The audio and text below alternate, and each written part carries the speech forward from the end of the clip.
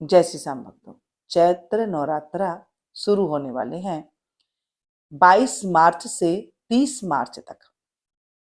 इसमें घट स्थापना जब आप करते हैं तो उसका मुहूर्त का ध्यान रखना बहुत जरूरी होता है। वो नींव होती है। जब आप घट स्थापना सही समय पर सही बेला में करते हैं तो उसका आपको 9 दिन तक और वो जो पूजा का फल है वो बहुत ज्यादा अधिक मिलता है। इस नवरात्रि में टाइम आएगा सुबह 6:30 से 7:30 का शुभ मुहूर्त आएगा। प्रातःकालीन हमारा शास्त्र कहता है कि प्रातःकालीन जब हम घट स्थापना करते हैं तो सारी देवी देवता उस टाइम पर आते हैं और माता हमें अच्छा आशीर्वाद देती है और उस घट स्थापना की हमें 100% मतलब 100% हमें लाभ प्राप्त मिलता है। घट स्थापना आप अगर कर देते हैं सही मुहूर्त पर तो आप पूजा चाहे जैसे भी मर्जी करें, थोड़ी ज्यादा जैसी भी पूजा करें उसका आपको लाभ मिलता ही मिलता है, मतलब 1000 गुना होकर के। चैत्र नवरात्रि में घट स्थापना जब आप 6:30 बजे बैठ जाएं और घट जो लोटा होता है, कलश होता है, चाहे मिट्टी का ले, चाहे तांबे का ले, चाहे पीतल का ले, कुछ भी नहीं है, स्टील का है, जो भी आपके पास है आप ले सकते हैं। पहले जमीन में अगर आप बो सकते हैं जौ को तो आप जमीन में भिगो दें, नहीं तो आप किसी बर्तन में अगर करना चाहें तो आप बर्तन में भी जो है जौ को आप बो सकते हैं। जौ आप 1-2 दिन पहले ले आए और उन्हें अच्छे से साफ कर लें और उसके बाद जो है जब आप जौ भिजो रहे हैं, बीज रहे हैं, उसे बीजना कहते हैं, तब आप उन्हें एक बार अच्छे से धो लें और धो करके उन्हें आप बीज दें और उसके बाद उसके ऊपर आप कलश रख सकते हैं। मिट्टी का भी रख सकते हैं, आपके यहाँ पर मिट्टी की संभावना है तो मिट्टी का ले सकते हैं, आपके पास तांबे का है तांबे का ले सकते हैं, पीतल का है पीतल का ले सकते हैं, स्टील का है स्टील का ले सकते हैं। मतलब जो कुछ भी आपके पास हो ना वो ही आप इस्तेमाल कर सकते हैं। और लोटे के अंदर आप है तो आप हल्दी की गांठ, सिक्का वगैरह डाल दीजिए, नहीं तो कुछ भी नहीं, तो जो आपके पास सिक्का है ना वो ही आप डाल दें और उसके बाद पान के पत्ते हैं तो वो लगा दें, नहीं तो आम के पत्ते हैं तो आप वो लगा दीजिए। पंच पल्लव कहते हैं इसे, चारों तरफ लगा सकते हैं आप। नहीं है तो अशोक के वृक्ष के पत्ते भी आप लगा सकते हैं। एक दिन पहले आप ले आइएगा क्योंकि 6 बजे कहाँ मिलेगा सामान, तो आप इस तरह से पल जो पत्ते हैं वो लेकर के आप उसके ऊपर नारियल रखें और ये घट स्थापना हो जाती है। ज्यादा तामझाम हमें नहीं करना चाहिए क्योंकि एक बार आपने तामझाम करना शुरू कर दिया, ज्यादा ज्यादा पूजा करनी शुरू कर दी तो हर बार आपको वैसे ही करना पड़ेगा। कई बार हमारा स्वास्थ्य अच्छा नहीं रहता है, कई बार घर में छोटे बच्चे होते हैं, कई बार घर में बच्चों की पढ़ाइयाँ वगैरह होती है तो वो नहीं कर पाते हैं तो फिर दिक्कतें आ जाती है। इसलिए माता को पता है हमें एकदम सिंपल सिंपल पूजा करनी चाहिए जिससे कि हमें पूजा का प्रभाव भी मिल सके और हम भी ज्यादा इरिटेशन ना हो, हमें भी ज्यादा जो है ऐसे ना लगे कि हम थक रहे हैं। और पूजा पाठ कैसे करें ये भी बात आती है, क्या हम दुर्गा सप्तशती का पाठ कर लें? जी हाँ, जब आपके पास टाइम हो तो आप दुर्गा सप्तशती का पाठ भी कर सकती हैं। ऐसे नहीं कि बच्चे जा रहे हैं और अपने अपने पाठ में लग रहे हैं, बच्चे स्कूल जा रहे हैं ऐसे भागा दौड़ी में करें, ऐसे नहीं। आपको आराम से करना है। दिन में टाइम मिले तो आप दिन में भी पाठ आप कर सकते हैं, शाम को टाइम मिले तो आप शाम को भी कर सकते हैं। ऐसे ही आराम से पूजा करना है, ऐसे हमारे बड़े बुजुर्ग कहा करते थे। साथ में देवी के 108 नाम होते हैं वो उनका आप जाप कर सकते हैं। नहीं तो आप सिर्फ सर्व मंगले मांगल्ये शिव सर्वार्थ साधिके शरण्य त्र्यंबके गौरी नारायणी नमोस्तुते, इस तरह से भी आप पूजा जब आप कर रहे हैं तो इसका आप जाप करते रहें तो वो जाप ही माना जाएगा। आपको अलग से माला लेकर के जो है पूजा आप नहीं कर पाते हैं। कई बार क्या करते हैं हम लोग, इधर उधर से सुन लेते हैं और अपने जाप करने लग जाते हैं।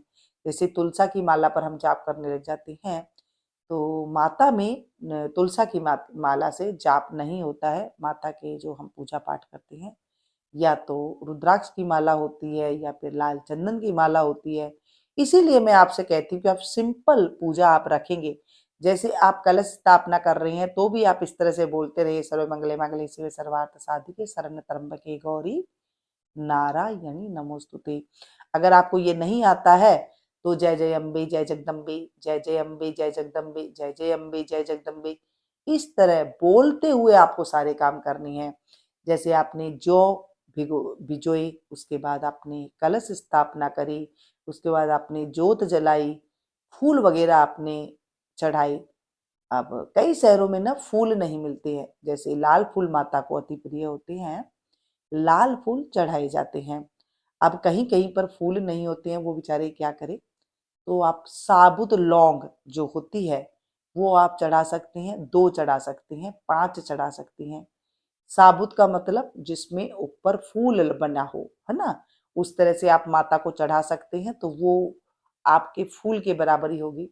और लास्ट में आपको क्या करना है, जब 9 दिन पूजा आप कर ले तो उसके बाद ये सारे सामान को आप किसी नदी में प्रभावित कर दे। नदी नहीं है तो आप कोई घर के अंदर गमला है उसमें मिट्टी में आप ये दबा दें। सारा सामान जो होता है इस तरह से इस्तेमाल कर सकते हैं। प्रसाद आप कुछ भी मर्जी लगाएं, नहीं है तो आप 5 मेवा का ही प्रसाद लगा सकते हैं, जैसे काजू, किशमिश, बादाम, नारियल, अखरोट, ऐसे 5 चीज मिला करके आप ले आइए। 50 रुपए का, 100 रुपए का मिक्स करके दुकानदार दे देते हैं, बस आप 9 दिन वो लगा सकती हैं। आसानी से जो काम हो वो आप कर लीजिएगा। नहीं तो जैसे आपके घर में करते आ रहे हैं आप वैसे कीजिएगा। आपके घर के रीति रिवाज जो है आप पहले तो उस तरीके से कीजिएगा। अगर आपको कुछ भी नहीं आता है तो आप सिंपल तरीके से पूजा उठाइएगा और सिंपल तरीके से ही जो है पूजा कीजिएगा। नवरात्रा में कई लोग 9 दिन तक उपवास करते हैं। कई लोगों के यहाँ पर आगे और पीछे वाला करते हैं, जैसे एकम तिथि को कर लेते हैं और फिर अष्टमी तिथि को करते हैं, ऐसे भी उपवास किया जाता है। अगर आपके यहाँ 9 दिन तक उपवास किया जाता है तो आप कर लीजिएगा। आपके शरीर में अगर सामर्थ्य है तो आप कर लीजिएगा, और नहीं है तो आप आगे वाला और पीछे वाला, उठते बैठते कहते हैं, एकम तिथि को और अष्टमी तिथि को आप व्रत कर सकते हैं। व्रत में फलियार खाते हैं, फलियार से नहीं तो जिनके यहाँ पर रोटी से किया जाता है रोटी से कर लीजिएगा, नहीं तो जिनके यहाँ पर जैसे घरों में नियम है आप वैसे कर लीजिएगा। मेरे कहने का अर्थ ये है कि हमें पूजा पाठ भी वैसे ही करना चाहिए जैसे हमारा शरीर हमें कह रहा है, हमारा शरीर जिस हिसाब से है। मान लीजिए आपका शरीर थोड़ा कमजोर है और 2-2 3-3 घंटा आप पूजा पाठ कर रहे हैं, तो वहां पर भी जो है फिर बाद में दिक्कत आ जाती है, 9 दिन निकालने मुश्किल हो जाता है, क्योंकि ये थोड़े से दिन रले मिले होते हैं। जैसे ऋतु परिवर्तन होता है तो इस महीने में जो है हमें थोड़ी सी ज्यादा एनर्जी चाहिए, और जब हम इतने इतने घंटे पूजा पाठ कर लेते हैं और कुछ कर नहीं पाते तो भी तो है कई लोगों को दिक्कत आ जाती है। आप अपने शरीर के सामर्थ्य के अनुसार ही आप कर सकते हैं। चैत्र नवरात्रे में आपको कटिंग नहीं करवानी चाहिए, नाखून नहीं काटने चाहिए, लहसुन प्याज नहीं खाना चाहिए, और दिन में शयन नहीं करना चाहिए, और ज्यादा ज्यादा बातें नहीं करनी चाहिए। जितना हो सके मौन रहना चाहिए। शास्त्र कहता है अगर आपको मौन रहना है तो आप 9 दिन तक मौन रह के भी आप व्रत कर सकते हैं। मौन व्रत होता है ना, वो सबसे बड़ा व्रत होता है। जैसे आपने सुबह से शाम तक बोलना नहीं है, सिर्फ इशारे से बात करनी है, और 5 बजे के बाद आप बोल सकते हैं। फिर खाना खाया आपने, बोलना शुरू कर दिया, वैसे ही फिर दोबारा दूसरे दिन फिर आपको मौन रहना है, फिर शाम तक आपको 6 से 7 बजे तक मौन रहना है, और उसके बाद फिर शाम से फिर आप रात तक आप बात कर सकती हैं, जो भी आपको बातचीत करनी है। ऐसे भी किया जाता है, कई लोग 9 दिन तक ही मौन रहते हैं, शुरुआत से लेके अष्टमी तक, नवमी तक मौन ही रहते हैं, वो बोलते नहीं है। तो ऐसे भी व्रत किया जाता है। व्रत कई तरीके से किया जाता है, जैसे आपका मन हो, जैसे आपका शरीर हो वैसे आप कर सकते हैं।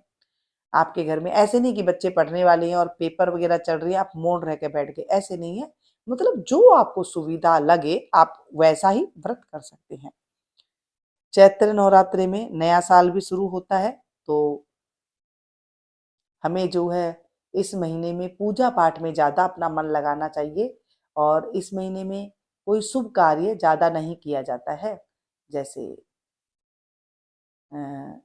विवाह शादी नहीं किए जाते हैं, नामकरण वगैरह भी जो है कम ही किया जाता है। अगर पंडित जी वगैरह कह देते हैं कोई ग्रह गोचर देख करके तभी किया जाता है। कोई गृह प्रवेश वगैरह भी नहीं किया जाता है, कोई दुकान वगैरह का भी जो है बहुत कम किया जाता है। अगर निकल जाता है तो रामनवमी के दिन हो जाता है, लेकिन इस बार तो जो है शुक्र अस्त होने की वजह से नहीं हो पाएगा। आज बस इतना ही, मिलती हूँ फिर से एक